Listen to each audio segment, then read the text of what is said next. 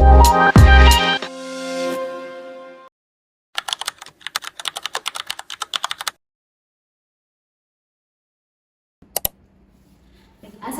warahmatullahi wabarakatuh. Perkenalkan, saya Natasha Kamura dengan NIM 2448201111002. Dan di sini saya akan mempresentasikan terkait dengan penyakit saluran sistem pernafasan yaitu emfisema dengan mata kuliah farmakologi toksikologi dengan dosen pengampu Bapak Dr. Apoteker Maulana Yusuf. Nah, di sini judul dari PPT saya yaitu terkait dengan emfisema, patofisiologi hingga tata laksana, farmakologi, hipotesi bukti, kajian klinis gangguan sistem saluran pernafasan. Nah, apa sih emfisema itu? Jadi emfisema adalah jenis penyakit paru obstruktif kronis ataupun PPOK yang melibatkan kerusakan kronis pada bagian paru, khususnya kantong udara kecil atau biasa kita sebut dengan alveoli. Nah, setelah itu di sini ada 3 karakteristik utama. Yang pertama yaitu kerusakan struktural yaitu dinding alveolus pecah dan menyatu menjadi kantong udara besar yang irreversibel. Yang kedua yaitu penurunan kapasitas, yaitu luas area paru berkurang drastis menghambat pertukaran gas oksigen dan juga karbon dioksida. Jadi yang ketiga yaitu kehilangan elastisitas. Jadi paru-paru akan kehilangan daya rempah ataupun kembali ke ukurannya semula, menyebabkan udara kotor merangkap di dalam. Nah, di sini ada gambarnya, yaitu yang di sini adalah alveoli yang sehat. Nah, jadi terkait dengan elastisitas strukturnya semuanya itu optimal. Sedangkan yang dia itu terkait dengan emfisema ini ataupun mengalami kerusakan, nah dia pasti akan sudah tidak elastis lagi. Nah, selanjutnya ada etiologi dan juga faktor risiko. Nah, faktor risiko ini digunakan menjadi 2 ya. Jadi ada yang eksternal, yaitu terkait dengan pemicu lingkungan. Kemudian yang kedua internal, ini terkait dengan vulnerabilitas genetiknya. Nah, yang pertama kita akan menjelaskan terkait dengan penyebab utama. Jadi penyebab utama yang eksternal yaitu ada asap rokok. Nah, ini bagi laki-laki, jadi asap rokok itu merupakan sangat berbahaya ya. Jadi itu akan sebagai penyebab dominannya. Kemudian paparannya dia akan merusak jaringan dan juga saluran udara secara kronis. Setelah itu ada konteks nasional. Yang di sini menurut data SKI di tahun 2023 bahwa terdapat 70 juta perokok aktif di Indonesia sangat rentan pada perokok pemula, yaitu 18,4% perokok aktif berada pada usia 10 sampai 14 tahun. Kemudian juga ada polusi lingkungan. Nah, polusi lingkungan ini terkait dengan paparan industri, kemudian ada debu kimia dan juga polusi udara jangka panjang. Kemudian juga ada penyebab internalnya, yaitu terkait dengan genetik tadi ya. Jadi defisiensi alfa-1 antitripsin, jadi kelainan genetik langka yang menyebabkan tubuh kekurangan protein pelindung struktur elastis paru-paru. Nah, faktor demografinya. Nah, jadi umumnya dia terdiagnosis pada individu berusia 40 tahun ke atas dengan riwayat paparan kronis. Nah, kemudian patogenesisnya. Jadi ada stadium destruksi selulernya. Jadi bagaimana paparan likitan berujung pada kerusakan paru yang permanen. Yang pertama, paparan likitan kronis terkait dengan asap rokok tadi ataupun polusi terus-menerus masuk ke saluran pernafasan. Setelah itu yang kedua yaitu adalah respon inflamasi epitel. Jadi ini tuh terkait dengan iritan memicu peradangan kronis pada bronkus dan alveolus.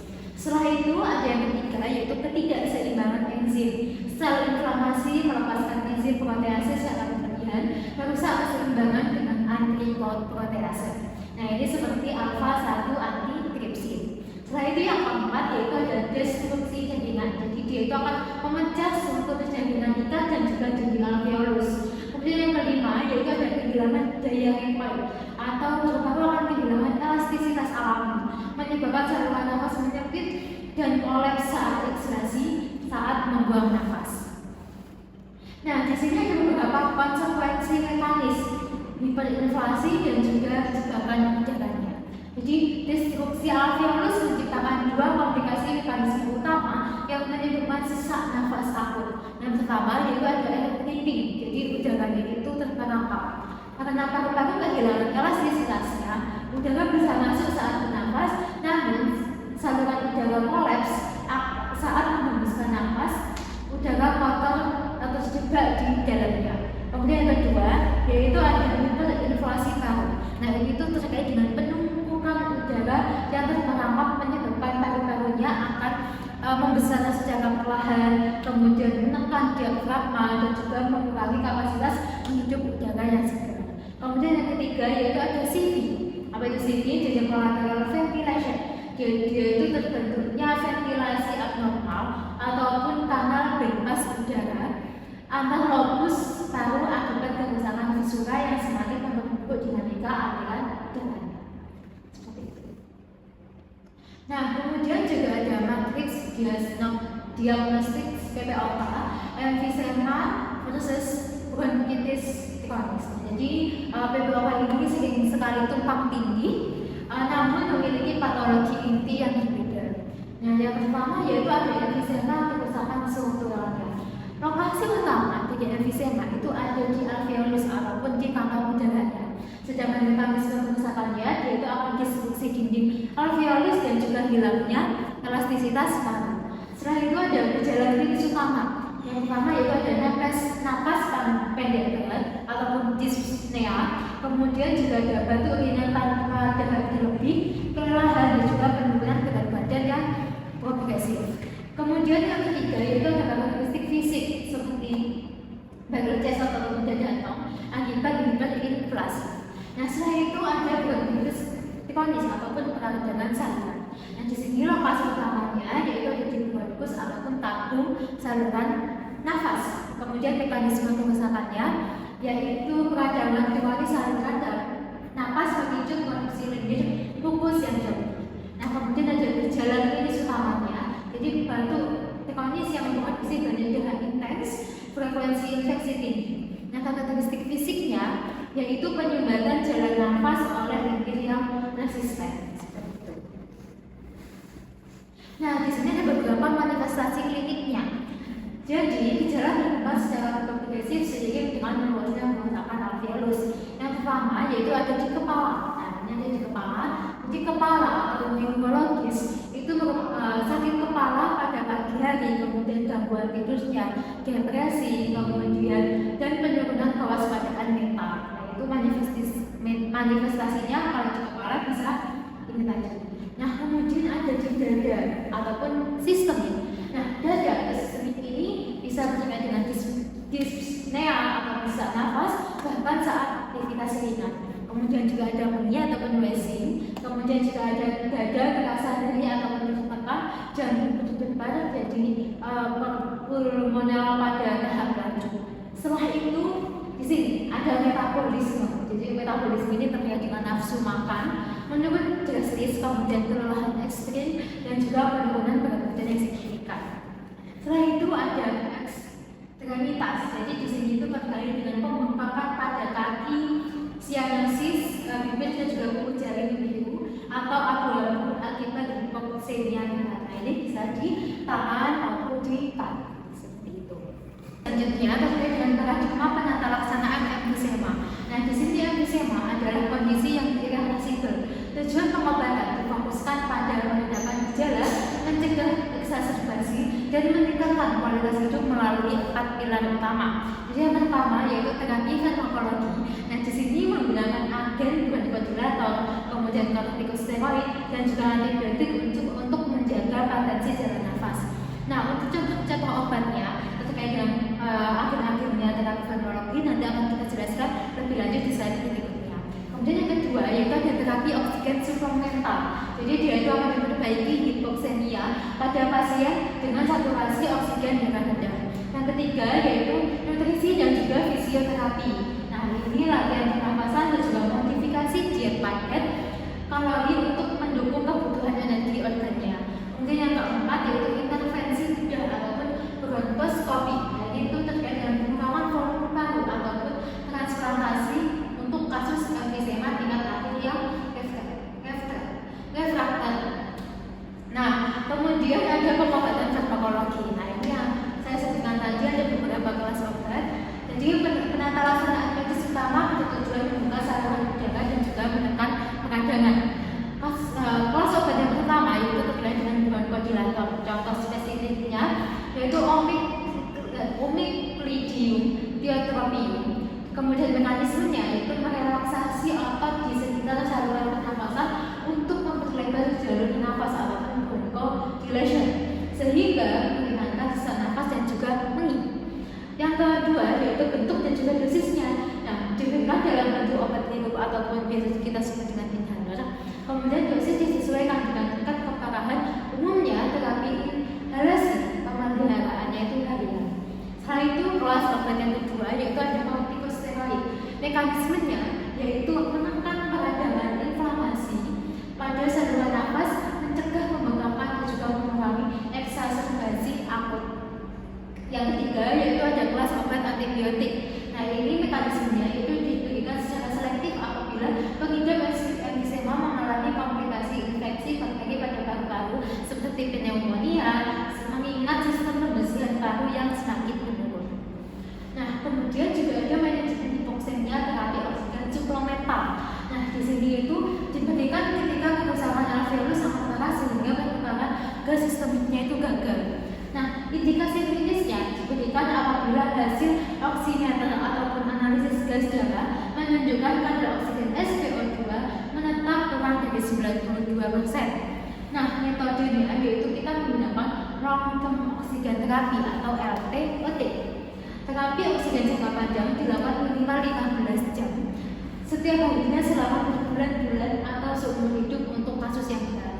Distribusinya diberikan melalui selang hidung, sumbu wajah, CPAP untuk mencegah saluran nafas kolaps saat tidur atau ventilator medisnya. Nah, setelah itu ada efek samping observasi. Nah, ini terkait dengan iritasi kulit wajah, kemudian juga ada memberi hidung kering. Ini sampai juga risiko mudah terbakar di sekitar sumber api murni. Oke, next. Setelah itu terkait dengan fisioterapi tadi. Nah, di sini teknik pelatihan pernafasannya. Jadi ini itu untuk bermanfaat dan juga mempermudah pertukaran gas, mencegah udara terperangkap dan juga memperkuat otot pernafasan. Nah, ini bisa dilakukan sekitar 5-10 menit per harinya. Nah, yang pertama yaitu short deep breathing. Gimana caranya? Jadi tarik nafas melalui hidung selama 2 detik. Setelah itu kerucutkan bibir seperti akan bersiul. Kemudian hembuskan nafas perlahan melalui mulut selama 4 detik. Nah, jadi seperti ini untuk contohnya. Kemudian yang kedua yaitu ada diafragma breathing yang dia nantinya akan berbaring dengan lututnya itu ditekuk. Kemudian letakkan satu tangan di perut. Kemudian tarik nafas hidung dan juga rasakan perut mendorong tangan ke atas. Setelah itu hembuskan perlahan sambil mengencangkan otot perutnya. Nah, kemudian di sini ada intervensi nutrisi khusus. Jadi fakta medisnya, penderita penyakit paru-paru itu membutuhkan kalori hingga 10 kali lebih banyak hanya untuk bernafas dibandingkan individu sehat. Nah, setelah itu menuju alat pernafasan ekstra menguras energi drastis. Strategi manajemen dietnya, yang pertama yaitu ada porsi modifikasinya. Jadi porsinya itu dimodifikasi. Makan terlalu banyak sekaligus akan menekan diafragma dan menyebabkan lelah bernafas. Dia diubah menjadi 4-6 porsi kecil per harinya. Setelah itu padat gizi dan juga kalorinya. Jadi oatmeal susu itu akan tinggi kalsium, kemudian zat besi, serat dan juga kenyang dengan volume kecil. Setelah itu yang kedua yaitu protein tinggi. Nah, itu terkait dengan telur, kemudian ada daging tanpa lemak, kemudian juga ada kacang-kacangan atau perbaikan jaringan penyusun. Kemudian ada keju ekstra. Ini itu untuk menambah kalori dan juga kalsiumnya untuk melindungi tulang dari efek samping obat kortikosteroid. Kemudian juga ada sayur kaya karbohidrat. Nah, ini contohnya itu ada pit, jagung dan juga wortel. Ini bisa dibuat sup untuk energinya itu lebih cepat. Nah, setelah itu ada tata laksana intervensional endobronchial valves ataupun EBV. Nah, di sini itu terapi invasif minimal untuk emfisema refraktor tadi dengan nilai FEV1 yaitu 20-50%. Nah, di sini yang pertama yaitu bronchoscopic lung volume reduction. Nah, yaitu akan pemasangan katup silikon atau nitinol 2 sampai 8 gram, 2 sampai 8 mm ke dalam bronkus target menggunakan alat bronkoskopi. Yang kedua yaitu mekanisme katup satu arah. Jadi katup akan terbuka saat ekshalasi.